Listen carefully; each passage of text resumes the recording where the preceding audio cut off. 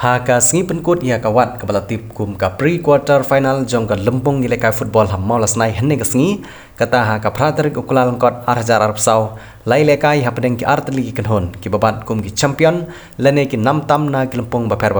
kita kidai ka nyowasa narilum jantia kepala rai ka nam ladu na ka lempung nilai football ha West Jantia Hills District kepala peniat da ka West Jantia Hills District Sports Association lah nyosin kenti bat ka KMCFC na Guwahati Assam kepada ke champion na ke lempung Guwahati Premier League kepada syukut hanin kemin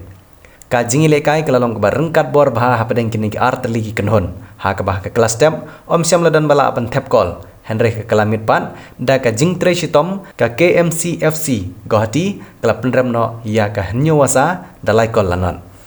kumban syupun kan mau bala penlong ya kene lempung ilekai football da ka Maulas Nai Sports Association na gebentaban pensanam ya unong ilam san pertayu belabam ko hedwaru play uba ike maulong bat laburu ya ka khusnam kepada kesong pisa ke arlak tengka na gebenta ki bara ikan nam ladu bat silak tengka ke song pisa na gebenta ki buan baar rengkat bat ki trofi hakini singi lawan ru ban saki da uba sambor lang dingdo ubri wena ki samlarang ba ba jusin yang bah shibun ya ki khun samla bat ki hebret da ka bapli ya ki lat kelenti ban kentiu ya ki kam milekai football bat ki we ki jajing lekai hakeleng kari ke sejentia nanta ha ka jingi don lang jong uba Everjoy Nongplu ubri president jong ka seng Ribhoy Students Union nang tau ba don bor rembai ubri rombai senong jong ka senong liar kla uba Joplin Sten lembat kinungkit kam jong ka Maulas Nai Sports Association